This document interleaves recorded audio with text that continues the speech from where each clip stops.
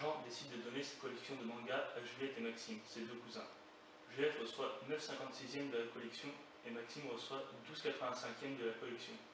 Qui reçoit le plus de mangas? Donc on se demande qui reçoit le plus de mangas entre Juliette qui en reçoit 9,56e et Maxime qui en reçoit 1,12,85e. Donc pour savoir qui en reçoit le plus, on va comparer les deux fractions. Donc on va les mettre sur le même dénominateur. 56 et 85, on cherche si on a un dénominateur commun inférieur à 56 fois 85, parce que 56 fois 85 c'est quand même un gros calcul. Donc on va décomposer 56 en facteur premier.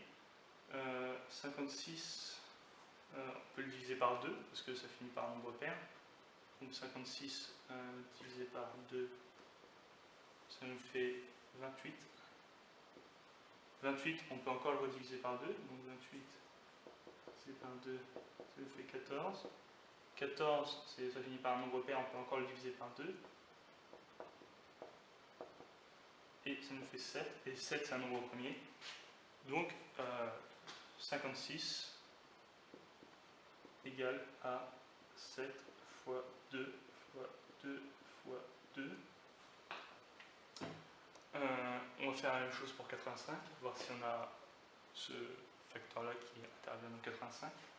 Donc 85, on peut le diviser par 5 parce que ça termine par un 5. Donc 85 divisé par 5, ça nous fait 17. 17 c'est un nombre premier, donc on arrête là. 85 est égal à 17 fois 5. On voit qu'on n'a aucun facteur en commun. Donc 56 et 85, ils sont premiers entre eux. Donc on va devoir faire la multiplication.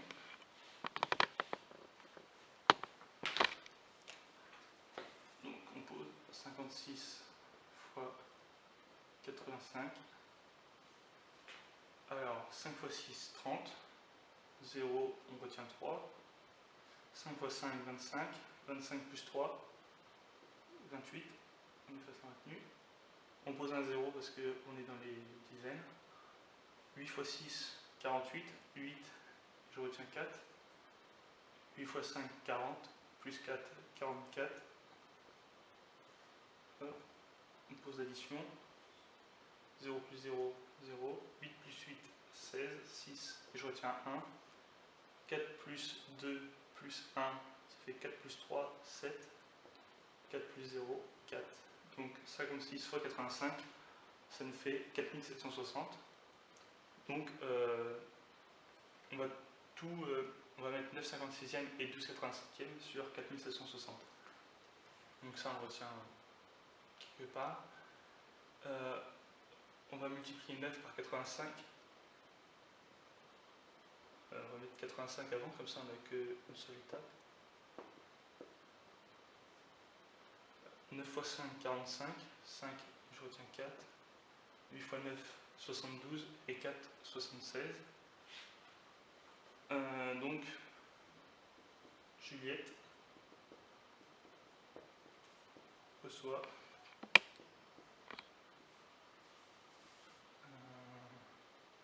765 sur 4760 yens de la collection. Maxime, il reçoit, là on va multiplier 12 par 56. Donc, 1 fois 12 fois 56. 6 fois 2, 12. 2, je retiens 1. 6 fois 1, 6, plus 1, 7. On pose un 0. 5 fois 2, 10. Je retiens 1. 5 fois 1, 5. Plus 1, 6. Et là, ça nous fait 600 plus 72, 672. Donc, Maxime reçoit 672 sur 4760e de la collection. On va réécrire tout ça au propre. Maintenant que les deux fractions elles sont sur le même dénominateur, pour savoir qui en reçoit le plus, on regarde en numérateur. On voit que 765 est plus grand que 672. Donc, c'est Juliette qui reçoit le plus de manga. Gustave ramasse des cerises pour sa mamie. Elle lui dit de prendre tout ce qui reste dans l'arbre et de lui en laisser 600 grammes pour faire un clafoutis et faire 8 sacs de 600 grammes qu'elle va congeler. Le reste sera pour Gustave qui prévoit de les ramener à la maison et d'en donner 2 tiers à sa maman et un tiers à son ancienne nounou qui garde maintenant sa petite sœur. Il ramasse 15 kg de cerises. Combien donne-t-il à sa mamie, à sa maman et à son ancienne nounou? Gustave ramasse 15 kg de cerises. Sa mamie demande 600 g pour un clafoutis et 8 sacs de 600 g qu'elle va congeler. Avec ce qu'il reste, il donne les 2 tiers à sa maman et un tiers à son ancienne nounou.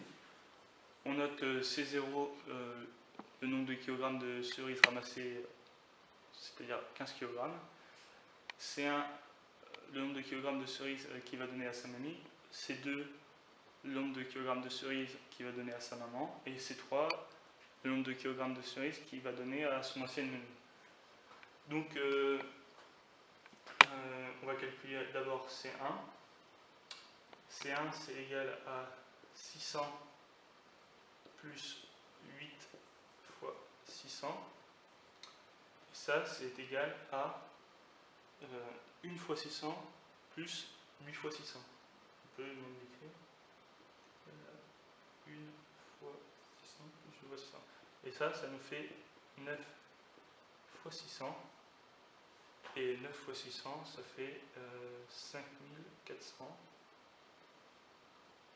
grammes. Donc ça nous fait 5,4 kg. Donc on a C1 égale 5,4 kg. Maintenant on va calculer le nombre de cerises, le nombre de kilogrammes de cerises qu'il va donner à sa maman. Donc C2 est égal à C0, le nombre de kilogrammes de cerises au départ, moins C1, les cerises qu'il a déjà données à sa mamie. Et on en prend 2 tiers. Donc fois 2 tiers. Donc C0 moins C1, ça nous fait 15 moins 5,4 fois 2 tiers. Et ça, c'est égal à 9,6 fois 2 tiers. 9,6 fois 2 tiers, ça fait 6,4.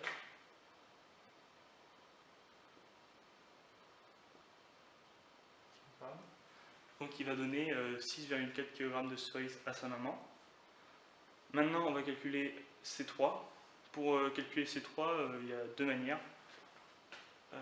C3, c'est égal à C0 moins C1 fois 1 tiers. Fois 1 tiers, c'est la même chose que divisé par 3. Donc ça nous fait toujours pareil, 15 moins 5,4 fois 1 tiers, ça nous fait 9,6 fois 1 tiers, et ça nous fait 3,2. Donc il va donner 3,2 kg de cerises à son ancienne nounou. Ce qu'on aurait aussi pu faire, c'est que on sait que il a 9,6 kg de cerises après avoir donné les 5,4 kg à sa mamie. Donc C3 est égal à 9,6 moins les cerises qu'il a données à sa maman, 6,4. et on retombe bien sur 3,2 kg. Pour ça, il a aussi mis un kilogramme. V prend son bain. Pour éviter la noyade dans une baignoire de volume en centimètres cubes, V égale longueur fois largeur fois hauteur égale 90 fois 50 fois 25. Il faut la remplir au cinquième, soit 1 sur 5 de sa capacité, ce que font les parents. Quelle est la contenance totale de la baignoire? Bébé joue dans son bain. La baignoire est maintenant remplie au huitième de ses capacités. Combien faut-il ajouter de litres d'eau pour que la baignoire soit remplie à nouveau au cinquième de sa capacité? Attention, un enfant doit toujours être surveillé. En effet, il suffit de très peu d'eau pour se nourrir. Donc V0 c'est égal à 90 fois 50 fois 25, c'est-à-dire 4500 fois 25, soit 112 500 cm3. Donc on va convertir tout ça en litres. Donc le tableau de conversion, il ressemble à ça.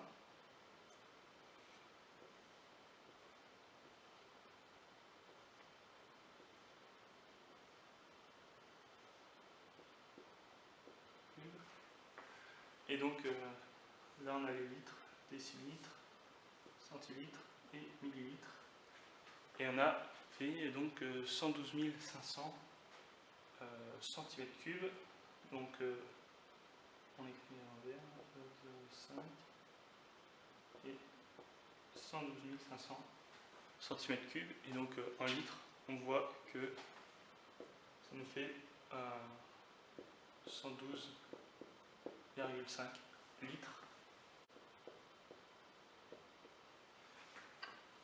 Donc les parents ils remplissent la baignoire à un volume V1 qui est 1/5 du volume total. Ensuite bébé il joue dans le bain et il reste 1/8 du volume total qu'on note V2. On demande combien il faut que les parents rajoutent de litres d'eau. Ce nombre-là, on va l'appeler X, pour qu'on passe de V2 à V1. Donc on a X est égal à V1 moins V2. X, c'est la différence qu'il y a entre le volume 1 et le volume 2. Donc là, on remplace. V1, c'est 1/5 de V0. V2, c'est 1/8 de V0. On voit que V0 il est dans chaque terme de la soustraction, donc on peut mettre V0 en facteur commun. V0 facteur de 1/5 moins 1/8. 1/5 moins 1/8, on ne peut pas faire comme ça, donc on va tout mettre sur un même dénominateur. 1/5 c'est égal à 1 fois 8 sur 5 fois 8. Ça nous fait 8 sur 40. Donc V0 est égal à 1 fois 8 sur 40 moins. Et on a 1/8, c'est égal à 1 fois 5 sur 8 fois 5. Là, ça nous fait 5 sur 40. Donc là, les deux fractions ont le même dénominateur. 5 sur 40. Donc ça nous fait V0 fois 3 sur 40. Donc le volume qu'on cherche à calculer maintenant, c'est 3/40 de V0. Là, on peut remplacer. V0, c'est égal à 112,5 litres.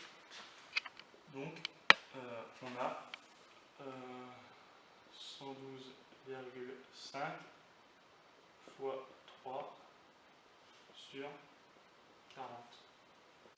Ça nous fait 8,4375 litres. Donc les parents devront rajouter 8,4375 litres dans la baignoire pour passer de un volume V2 à un volume V1.